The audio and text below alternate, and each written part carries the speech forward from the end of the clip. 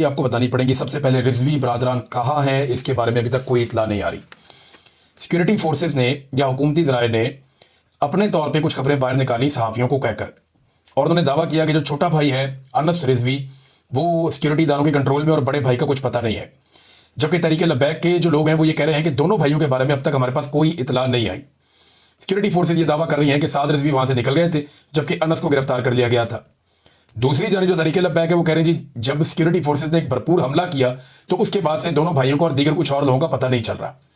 जबकि ऐनी शाहिदीन ये दावा भी करते हैं कि दोनों भाई जख्मी थे, जबकि जो बड़ा भाई है उसके जख्म के बारे में साद रिजवी जो अमीर भी हैं तहरीक लब्बैक के, उनके बारे में कहा जाता है कि उनके कंधे पे या बाजू पे गोली भी लगी हुई थी और शायद कुछ लोग ज्यादा गोलियां लगने का भी इशारा दे रहे थे।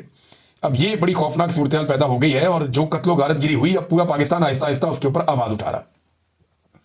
यानी आप देखें कि पाकिस्तान तहरीक इंसाफ ने आवाज उठाई, मौलाना फजल रहमान बोल पड़े, आहिस्ता आहिस्ता उलमा इकराम जाग रहे हैं। जैसे जैसे उन्हें इस वहशत और दरिंदगी का पता चल रहा है कि कैसे तहरीक लब्बैक को चारों तरफ से घेर कर मारा गया।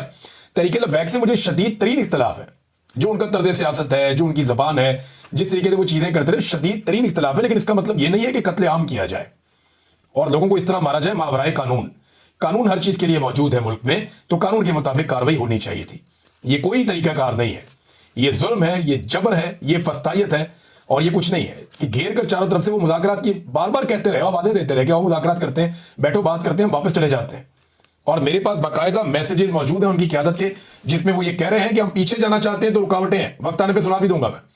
पीछे जाना चाहते हैं तो रुकावटें हैं, हमें आगे जानबूझकर बढ़ाया जा रहा है और हमें ट्रैप किया जा रहा है। तो अभी जो रिजवी बरादरान है वो कहाँ गए किसी को कुछ पता नहीं है। लेकिन एक बात मैं आपको कहूंगा कि देवताओं को खुश करने के लिए पुराने जमाने में कुर्बानी दी जाती थी ना, बलि दी जाती थी, और उसके लिए पहले बकरे को पाला जाता था और उसके बाद उसकी बलि दे दी जाती थी देवताओं को खुश करने के लिए। तो तहरीक लब्बैक की बलि चढ़ाई गई है और बाकायदा देवताओं को खुश किया गया है। और देवताओं को खुश करने का मनाजिर हमने मिस्र के अंदर देखा, जो शहबाज शरीफ साहब ने वहां पे हरकतें करके पूरी दुनिया में पाकिस्तान को एम्बेरस किया है। ये अल्फाज आप देखें आप हैरान हो जाएंगे। और पूरी दुनिया के अंदर चाहे वो मेहदी हसन है, चाहे वो भारतीय सहाफ़ी हैं, चाहे दीगर मुल्कों से हैं, वो पाकिस्तानियों का मजाक उड़ा रहे हैं, वो शर्मिंदा कर रहे हैं। यार ये वज़ीर आज़म आपने रखा हुआ है, ऐसा जूते पॉलिश करने वाला आदमी, ये कहां से लाए आप? डोनाल्ड ट्रंप को एग्जैक्टली पता था कि शहबाज शरीफ क्या करेगा और उसने शहबाज शरीफ को आगे बुलाया जैसे कि तय था कि आओ बात करो। शहबाज शरीफ ने भी वो तारीफें, शहबाज शरीफ ने कहा पॉलिश की इंतहा। मैं इस अजीम सदर को नोबेल अमन इनाम के लिए नामजद करना चाहूंगा क्योंकि मैं दिल से यकीन रखता हूं कि वो सबसे मुखलिस और शानदार उम्मीदवार है। मेरा मानना है कि आप वो शख्सियत हैं जिसकी इस वक्त दुनिया को सबसे ज्यादा जरूरत थी। दुनिया आपको हमेशा एक ऐसे शख्स के तौर पर याद रखेगी जिसने 7 और 8 जंगों को रोकने के लिए अपनी पूरी कोशिश की और पता नहीं क्या कुछ शहबाज शरीफ जज्बात के अंदर कह गए, जमीन आसमान के कलाबे में ला दिए। अब दुनिया पाकिस्तान की बेइज्जत कर रही है कि जनाब ये आपका वज़ीर आज़म, आप एक एटमी मुल्क है और एक चंपू के तौर पे आप काम कर रहे हैं, पाग लगे रहे हैं। यानी ये तो ऐसे दिखाई दे रहा है ना, यानी तारीफ ठीक है यार, बंदा कर देता है तारीफ। डोनाल्ड ट्रंप भी कुछ लोगों की तारीफ करता है, लेकिन वो एक डेकोरम के अंदर रहकर करता है। आप करना चाहते हैं तो आप सेल्फ रिस्पेक्ट के साथ ये काम कर सकते थे, लेकिन जैसे आपने किया वो तो ऐसा लगता है कि कोई बहुत ही फकीर और गरीब आदमी जो है वो किसी शादी के अंदर जो लोग जाते हैं वो जो आवाजें लगाते हैं और उसके साथ वो नारे लगाते हैं, भाग लगे रहे हैं और पता नहीं क्या कुछ। ये तो मुझे उस तरह का काम लगा जो शहबाज शरीफ साहब ने किया। सोशल मीडिया पे पूरी दुनिया में पाकिस्तान का इन्होंने मजाक बना दिया। अब ये देवता हैं जिनको खुश किया जाता है और बार बार खुश किया जाता है। डोनाल्ड ट्रंप को ना एग्जैक्टली पता था शहबाज शरीफ क्या कहेगा, क्योंकि शहबाज शरीफ ने बार बार ये बात की थी। आप ये जरा 2 वीडियो देखें। एक वीडियो में देखें डोनाल्ड ट्रंप ने शहबाज शरीफ को बुलाया, ये देखें, ये शहबाज शरीफ आया और उसको बात करने का मौका दिया। अब ये दूसरी वीडियो आप देखें कि बरतानवी वज़ीर आज़म को डोनाल्ड ट्रंप ने बुलाया और ये डोनाल्ड ट्रंप ने जब बरतानवी वज़ीर आज़म को बुलाया और वो आगे आया, लेकिन उसके बाद उसको बात करने का मौका नहीं दिया। बस उसको ये कहा कि हंसते हुए कहा कि अच्छा लगा कि तुम यहां पर हो, और फिर उसे वापस भेज दिया। तो बरतानिया के साथ तो अमेरिका के बड़े जबरदस्त ताल्लुकात हैं और बरतानवी वज़ीर आज़म को लगा कि शायद उसको बात करने देगा डोनाल्ड ट्रंप, लेकिन नहीं करने दी। शहबाज शरीफ को बात करवाई क्योंकि उनको पता था कि ये तारीफें करनी है शहबाज शरीफ ने और कुछ नहीं करना। शहबाज शरीफ साहब ने भी गेम चुप के रखी और डोनाल्ड ट्रंप ने कहा इससे ज्यादा तो मैं नहीं कर सकता, बल्कि वो ऐसा लगता था शर्मिंदा हो रहा है। उन्होंने जबरदस्त आपने किया, कमाल किया, इसके बाद मैं क्या बोलूं, यानी इससे ज्यादा तो हो नहीं सकता। और शहबाज शरीफ के चेहरे की रौनक देखें कि कामयाब किस्म की जो खुशामद वो करने के बाद शहबाज शरीफ साहब के चेहरे की रौनक ही बदल गई थी, रंग ही बदल गया था। ये पाकिस्तान के हुक्मरान पाकिस्तान को पाकिस्तान की एस्टेब्लिशमेंट ने तोहफे के तौर पर अता किए। वीडियो में देख रहा था, एक बड़ी तबाही फैल गई है, तहरीक लब्बैक के लोगों को मुरीदके में कत्ल किया गया। पुलिस उसके बाद से लेकर अब तक वहां पे एक सर्च ऑपरेशन भी कर रही है और उस सर्च ऑपरेशन के अंदर देख रहे हैं कोई लाश मिल जाए, कोई और जख्मी मिल जाए, तो तमाम सबूत मिटाने की कोशिश की जा रही है। जबकि एक और बड़ी खबर आई है हमारे पास, और ये खबर बड़ी खौफनाक है कि पाकिस्तान में इंटरनेट बंद किया जा रहा है। अब ये क्यों बंद किया जा रहा है, इसके बारे में बहुत सारी अफवाहें चल रही हैं। क्या उनमें से किसी एक बात के अंदर सच्चाई मौजूद है? पीटीसीएल ने कहा कि एक मेंटेनेंस एक्टिविटी होने जा रही है और कुछ सबमरीन केबल है, उनमें से किसी एक के अंदर कोई रिपेयर होने जा रही है 14 अक्टूबर 2025 को 11 बजे। वैसे ये बहुत पहले बता दिया जाता है कि उन्होंने एंड टाइम पे बताया, उन्हें 18 घंटों तक के लिए आपका इंटरनेट बंद हो सकता है, और यह भी बताया गया कि पीटीसीएल का इंटरनेट भी बंद हो सकता है। अब अगर इंटरनेट बंद हो जाता है तो इस पे कुछ लोग इस शुबे का इजहार कर रहे हैं कि पाकिस्तान में कोई बड़ी कार्रवाई होगी इस बीच में। कुछ लोग कह रहे हैं कि शायद तहरीके लब्बैक की क़यादत के अंदर किसी के साथ कुछ ऐसा हो गया है कि जो मंजरेआम पे बात आएगी तो पाकिस्तान के अंदर हालात खराब हो सकते हैं, लिहाजा इंटरनेट को पूरी तरीके से पाकिस्तान में कंट्रोल करके बंद करने का फैसला किया गया है। अब होता क्या है, क्या खैबर पख्तूनख्वा में कोई एडवेंचर कर दिया जाएगा? मुझे नहीं लगता वहां पे एडवेंचर इस तरह से किया जाएगा। अगर किया गया तो उसके नताइज बड़े खौफनाक होंगे और वो पूरी दुनिया देखेगी कि वहां पे क्या होता है। मोइन कुरैशी साहब अपोजिशन लीडर पंजाब असेंबली में, उन्होंने दावा किया कि 282 अफराद शहीद हुए हैं साना मुरीद में और 1600 जख्मी हुए हैं, ये उनका दावा है। तहरीके लब्बैक भी ऐसे ही दावे कर रही है, लेकिन अभी तक कोई ऐसी लिस्ट सामने नहीं आई, ना तहरीके लब्बैक की जानिब से और ना ही हुकूमत की जानिब से। पुलिस और रेंजर्स के विजुअल वायरल हो रहे हैं जिनमें वो तोड़फोड़ कर रहे हैं और बड़ी जबरदस्त तोड़फोड़ उन्होंने की है। मैं हैरान होता हूं कि पुलिस वाले, रेंजर्स वाले जब ऑपरेशन खत्म हो जाता है उसके बाद वहां मौजूद गाड़ियों को, मोटरसाइकिलों को, इनको तोड़ने की क्या तुक है? ये एक नफरत है और ये नफरत बढ़ती चली जाएगी। ये सिक्योरिटी फोर्सेज और अवाम, इनके बीच में फासला बढ़ता जा रहा है, बढ़ता जा रहा है, और ये कंट्रोल नहीं की जा रही चीज बल्कि मजीद खतरनाक बनती जा रही है। राणा सनाउल्लाह साहब ने खुद एतराफ किया कि ये लोग अमेरिकी एम्बेसी को एक याददाश्त पेश करना चाहते थे, जो हम नहीं चाहते थे कि याददाश्त पेश करें, और फिर बलि चढ़ाई गई अपने देवताओं को खुश करने के लिए, और देवता इनसे खुश रहे तो इन्हें लगता है कि ये जेल में बैठे हुए कैदी नंबर 804 से बच जाएंगे। लेकिन देखते हैं कब तक बचेंगे। खैबर पख्तूनख्वा में हुकूमत की तश्कील का मसला जो है वो भी लटका हुआ है। वहां पे गवर्नर खैबर पख्तूनख्वा ने 15 अक्टूबर को अली अमीन गंडापुर को बुलाया हुआ है। 14 अक्टूबर को दिन 1 बजे तक पेशावर हाई कोर्ट ने जवाब मांग लिया है, यानी आज के दिन 1 बजे तक, कि हलफ लेने के लिए गवर्नर दस्तयाब है या दस्तयाब नहीं है। यह सवाल पूछ लिया कि गवर्नर खैबर पख्तूनख्वा कब नौ मुंतखब वज़ीर आला से हलफ लेने के लिए मुयस्सर होंगे। Chief justice Peshawar high court ने एडिशनल अटॉर्नी जनरल को दोपहर 1 बजे से कबल जवाब जमा करवाने की हिदायत कर दी। अब ये चीफ जस्टिस खुद भी हलफ ले सकते हैं, ये बाकायदा कानून के अंदर इसकी गुंजाइश मौजूद है कि अगर वो हलफ नहीं लेता गवर्नर तो यहां से हलफ हो जाएगा और उसके बाद इनकी कैबिनेट का हलफ भी हो जाएगा। ये हो सकती है सूरत हाल। सुहेद अफरीदी वाला जो मामला है ना, ये एस्टेब्लिशमेंट के गले में फंस गया, और इस मामले से निपटने के लिए जो आसान रास्ता एस्टेब्लिशमेंट के पास हो सकता है कि बॉर्डर पे हालात खराब कर दिए जाए, कोई इमरजेंसी जैसी सूरत हाल पैदा कर दी जाए, वरना ये स्मूथ तरीके से किसी ना किसी तरह सुहेल अफरीदी वज़ीर आला खैबर पख्तूनख्वा बन जाएगा। क्योंकि देखें ना, जब ये वजीर था तो किसी ने कुछ कहा ही नहीं, ना तब तक ये मोबाइल चोरी करता था, ना तब तक ये कोई डकैती मारता था, ना तब तक ये चोरी करता था, ना तब तक ये गद्दार था, ना तब तक ये दहशत, कुछ भी नहीं था। लेकिन जैसे ही वज़ीर आला नामजद हुआ और बनाया गया तो एस्टेब्लिशमेंट को लगा ये सब कुछ है। कुछ बड़ी वजूहात हैं, उनमें देखें एक जो बड़ी वजह है ना वो है मादनियात। मादनियात की एक कंसाइनमेंट जा चुकी है 50 करोड़ डॉलर्स की, आधा अरब डॉलर की एक कंसाइनमेंट जा चुकी है। इसके ऊपर टीवी चैनल पे प्रोग्राम करते हुए बाकायदा हाफिज हमदुल्ला साहब जो जेयूआई से हैं, उन्होंने भी कहा कि यार ये कौन है, क्यों लेकर गए यहां से, किससे पूछा, फैसला क्यों किया, ये किसका हक है, ये 50 करोड़ डॉलर के मिनरल बायर भेजे गए हैं, किसका हक है, फैसला किसने किया है, ये तो आवाम का हक है।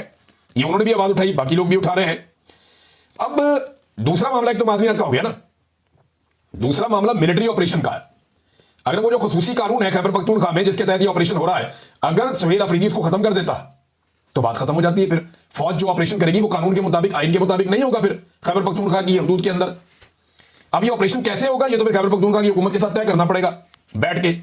तो दूसरा मामला ये है। तीसरा एक और मामला भी है, और वो मामला है इमरान खान की रिहाई के लिए नई हिकमत अमली का। ये जो हिकमत अमली बना रहे हैं ना, ये मैं आपको आने वाले दिन में बताऊंगा। और इमरान खान ने कहा था मैं तैयारी पकड़े, तो सारे तैयारी पकड़े बताऊंगा मैं आपको कि ये लोग क्या करने जा रहे हैं, मेरे पास खबर है। लेकिन अभी एक चैलेंज मैं करता हूं एस्टेब्लिशमेंट को। एस्टेब्लिशमेंट कहती है ना सारे ऑपरेशन करना चाहते हैं। DGISPR ने कहा कि हम मानेंगे नहीं ऐसी हुकूमत को जो यहां ऑपरेशन की मुखालफत करेगी। उन्होंने साफ कह दिया कि ऑपरेशन की मुखालफत उन्हें किसी सूरत कबूल नहीं है। तो सिर्फ फजलुर रहमान से ऑपरेशन के हक में बयान ले लें, ANP से ऑपरेशन के हक में बयान ले लें, जमात इस्लामी से ऑपरेशन के हक में बयान ले लें। यही तीन बड़ी पॉलिटिकल पार्टी है ना खैबर पख्तूनख्वा की। देखिए पीपल्स पार्टी का और PMLN का तो स्टेक ही थोड़ा सा है, उन्होंने तो इधर KP में आना ही नहीं है। तो खैबर पख्तूनख्वा की अपनी किसी पॉलिटिकल पार्टी जो वहां पे तगड़ी पार्टी है, किसी एक से ये स्टेटमेंट ले ले, वो लेकर दिखा दे, एस्टैब्लिशमेंट कर लेना, फजल रहमान को बना ले ऑपरेशन पे। वो भी कभी नहीं कहे। देखें, जिसने यहां सियासत करनी है ना, खैबर पख्तूनख्वा में एक बंदा आपको नहीं मिलेगा जो ऑपरेशन का हमायती हो। कबायली इलाकों में लोग सख्त खिलाफ हैं ऑपरेशन के, सख्त खिलाफ हैं। हत्ता कि इन्होंने अपने बंदे भेजे थे एस्टैब्लिशमेंट ने, ये माइक शाइक देके डिजिटल मीडिया के, कि लोगों को इंटरव्यूज करके आओगे, जनाब हम ऑपरेशन के हक में हैं, हम यहां ऑपरेशन करवाना चाहते हैं। लोगों ने कहा हमने मरना है, हम ऑपरेशन के हक में बात करेंगे, हमने वापस लोगों में नहीं जाना भाई, लोग हमारे शदीद मुखालिफ हो जाएंगे, हम ऑपरेशन के हक में बात नहीं कर सकते, हम बात करेंगे नहीं ऑपरेशन के हक में, क्योंकि यहां पे लोग ऑपरेशन के हक में है ही नहीं। वन साइडेड हो गया खैबर पख्तूनख्वा। अब इसके ऊपर जो है वो तो जेयूआई से, जमात इस्लामी से, एएनपी से स्टेटमेंट लेके दिखा देना, पीटीआई तो बहुत दूर की बात है। फिर नाज़रीन एक और चीज मैं आपके साथ इसमें शेयर कर लेता हूं कि इमरान खान साहब का जो फोटो है वो नहीं चलने दिया गया, उसको ब्लर किया गया पाकिस्तान के टीवी चैनल्स पर। यानी अली अमीन गंडापुर और सुहेल अफरीदी बैठे हुए थे सामने, इमरान खान को फोटो पड़ा हुआ था, उसको ब्लर कर दिया। लेकिन नेतन्याहू की जो वीडियो है वो फुल एचडी के अंदर पाकिस्तान के टीवी चैनल्स के ऊपर चलाई गई। तो ये देवताओं को बलि चढ़ाई जा रही है अपने नजरिए की भी। ये जो देवता है ना, इन देवताओं को खुश कर रहे हैं मौजूदा हुक्मरान, ये हर दरवाजे पे जाके सजदा करेंगे। इमरान खान का खौफ इन्हें जगह जगह झुकाएगा, जगह जगह जाके अपनी नाक रगड़ेंगे, क्योंकि इमरान खान से डरते हैं। ये इमरान खान का खौफ इनको हर जगह पे लेकर जा रहा है, वरना ये नॉर्मल रहते, नॉर्मल जिंदगी गुजार सकते थे। लेकिन इनको पूरी दुनिया को खुश रखना पड़ेगा अपने इक्तदार को और अपनी खाल को बचाने के लिए, वरना इमरान खान और पब्लिक इनको उड़ा के रख देंगे। लेकिन ये होना है, देर बदेर तो होना है, मामला ऐसे तो हमेशा नहीं चलेगा। नाज़रीन एक और चीज भी मैं आपको बताना चाहता हूं, साद रिजवी की एक जाली ऑडियो भी मार्केट में लाई गई, और वो कुछ ऐसे अकाउंट्स ने डाली जो हुकूमत या एस्टैब्लिशमेंट के करीब है। उसमें साद रिजवी कह रहे हैं कि जी मैं खैरियत से हूं, तो मैं बाद में लायामल दूंगा और कोई जरूरत नहीं है अभी आप लोग जाएं। तो साद रिजवी की जो ऑडियो है ना, ये जाली है। जो लोग बहुत करीबी हैं साद रिजवी के, उन्होंने ये कंफर्म किया कि ये ऑडियो जाली है, ये उनकी ऑडियो नहीं है। अब ये जाली ऑडियो मार्केट में लाने का मकसद क्या है और ये क्यों लाई गई, ये आप अच्छी तरह जानते हैं। अभी तक कोई इतला इस बारे में नहीं है कि दोनों भाई कहां हैं। हुकूमत ने इस बारे में कोई कंफर्मेशन नहीं दी, मुकदमे उनके ऊपर दर्ज कर दिए खौफनाक किस्म की, कोई दफा छोड़ी नहीं जो तरीके लब्बैक पे ना लगाई हो। यही करते हैं, पीडीए भी ऐसे किया इन्होंने 3.5 साल में, तो अब तरीके लब्बैक के साथ भी यही हो रहा है। नाज़रीन इस मसले में ख्वाजा साद रफीक का जो मौक़िफ़ है वो सुन लीजिए। वो भांप गए हैं कि एक्चुअली कितना बड़ा ब्लंडर हो गया। उन्होंने कहा जी कि मुरीदके में पुलिस रेंजर्स और मुजाहिरीन के माबैन होने वाला तसादुम नहायत अफसोसनाक और दिलगीर है। मुजाहिरीन और पुलिस एहलकारों का बहा खून नफरत की नई लकीरें खींच देगा। ये रवैये इंतहा पसंदी की नई लहरें पैदा कर सकते हैं। इस तसादुम से बचा जा सकता था। कल शब हुकूमत और टीएलपी के माबैन होने वाली बातचीत को मजीद वक्त दिया जाना चाहिए था। अमन को मुनासिब मौका क्यों नहीं दिया गया? किस बात की जल्दी थी? मैं टीएलपी के तर्ज सियासत का हामी नहीं हूं, वो तो कोई भी नहीं है। जत्थों के जरिए घेराव जलाओ और मुतालबात बनवाने की सियासत नाकाबिल कबूल है। गजा में जंगबंदी हो जाने के बाद लॉन्ग मार्च करके इस्लामाबाद में अमरीकी सफारतखाने के सामने एहतजाज का ऐलान नाकाबिल फहम और बिला जवाब था। ये तो ख्वाजा साहब की कर दो, ये तो वहां पे बरतानिया में भी हो रहा है, अभी साउथ अफ्रीका में हो रहा है, यूरोप में हो रहा है। लोग अमन मुआहदे के बावजूद एहतजाज कर रहे हैं, तो हुकूमतें उन पर गोलियां तो नहीं चला रही, लेकिन अंत तक कोशिश करके मुज़ाकरात के जरिए दरमियानी रास्ता निकालना और जय्यत उलमा सियासतदानों को बीच में डालकर एक दूसरे को फेस सेविंग देना और अमन कायम रखना ही दुरुस्त रहता था। होने वाला जानी नुकसान बातों या माली आनत से पूरा नहीं किया जा सकता।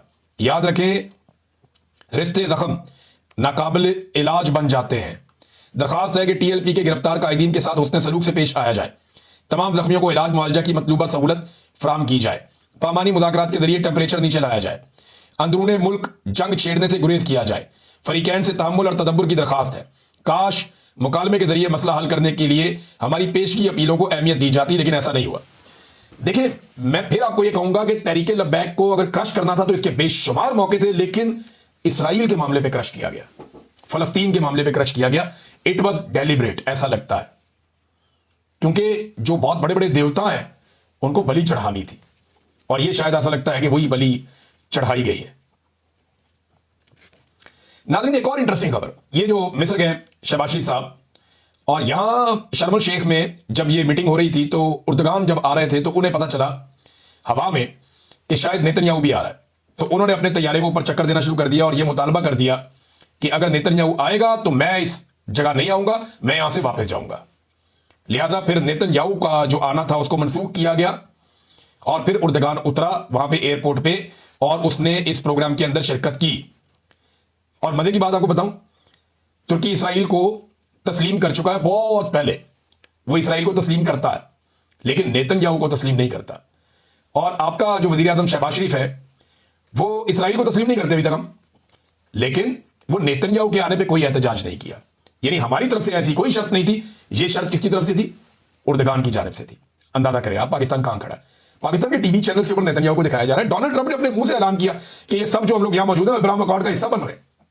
ऐलान किया उसने। शहबाज शरीफ वहां खड़े होकर कह देते ना, जब डोनाल्ड ट्रंप की तारीफ करते कि अब्राहम अकॉर्ड का हम हिस्सा नहीं है, या हम इसराइल को तस्लीम नहीं करते, या हम कोई ऐसी बात नहीं की, सिर्फ डोनाल्ड ट्रंप की तारीफें की हैं, चुप के रखा काम शहबाज शरीफ साहब ने। और अब ऐसा दिखाई देता है बज़ाहिर कि पाकिस्तान ने इसराइल को तस्लीम कर लिया है, सिर्फ पाकिस्तान ऐलान नहीं कर पा रहा। और ऐलान करने के लिए पाकिस्तान किसी वक्त का इंतजार कर रहा है। और अभी ऐलान ना करके, अभी कुछ आलमी सतह पर खबरें भी आ रही थी, कुछ तजियाकार भी ये कह रहे थे, और उनका ये कहना था कि अरबों के 6 ममालिक ने, बल्कि ये खबर है बहुत बड़ी, ये खबर मैं आपको बता देता हूं, ये बाकायदा वाशिंगटन पोस्ट के अंदर एक खुफिया रिपोर्ट छपी है। और वो रिपोर्ट ये कहती है कि गजा के मुसलमानों के कत्लेआम में 6 अरब ममालिक ने इसराइल की खुफिया मदद की। वाशिंगटन पोस्ट ने राज खोल दिए। अंदाजा करें अब आप, वाशिंगटन पोस्ट ये कह रहा है। ये हालात हैं। और अब एक और खबर ये आ रही है कि कोशिश ये है कि पहले पाकिस्तान और इंडोनेशिया ये तस्लीम कर ले, उसके बाद सऊदी अरब तस्लीम करे इसराइल को। अगर ये सारा मामला होना है तो ऐसे होना है। अब नाज़रीन, आखिरी खबर मैं आपको देता हूं, और देखें कितनी तकलीफ वाली खबर है। ये दुनिया के अखबार में छप रही है, पाकिस्तान की जानिब से इसका कोई जवाब अभी तक नहीं आया।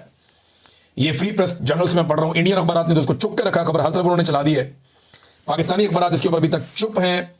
बलूचिस्तान पोस्ट ने भी इसको लिख दिया है, सोशल मीडिया के ऊपर आ रहा है। अफगान मीडिया भी ये कह रहा है, तुलू न्यूज जो है अफगान मीडिया, वो भी ये कह रहा है अफगान मीडिया के जनाब ये ऐसे ही है। खबर ये है कि अफगानिस्तान की सरकार ने ख्वाजा आसिफ को, जो पाकिस्तान का वजीर दिफा है, और आसिफ मलिक जो पाकिस्तान का डीजी ISI है, और दीगर 2 फौजी अफसरान जो जनरल हैं, उन्हें वीजा देने से इनकार कर दिया। और यह कहा जा रहा है कि उन्होंने रिपीटेडली वीजा के लिए कोशिश की और उन्हें वीजा देने से इनकार कर दिया। अब ये बड़ी अजीब बात है। लेकिन जब पाकिस्तानी ऑफिशियल से पूछा गया तो उन्होंने कहा जी ऐसा नहीं हुआ, तालिबान रजीम झूठ बोल रहा है, हमने कोई ऐसा अप्लाई नहीं किया या ऐसी कोई हरकत नहीं हुई। लेकिन अफगानिस्तान ये क्लेम कर रहा है और इंडियन मीडिया इस मामले को उठा रहा है कि पाकिस्तानी डिफेंस मिनिस्टर ख्वाजा आसिफ और ISI चीफ जो है वो, उनको जब कन्फ्लिक्ट बढ़ गया तो वो जाना चाहते थे, लेकिन उनके वीजा डिनाई किए गए अफगानिस्तान की जानिब से। क्लैरिटी आएगी वजारत खारजा जब ये बताएगा कि हुआ क्या, और अफगानिस्तान भी इसके ऊपर अपनी राय दे सकता है।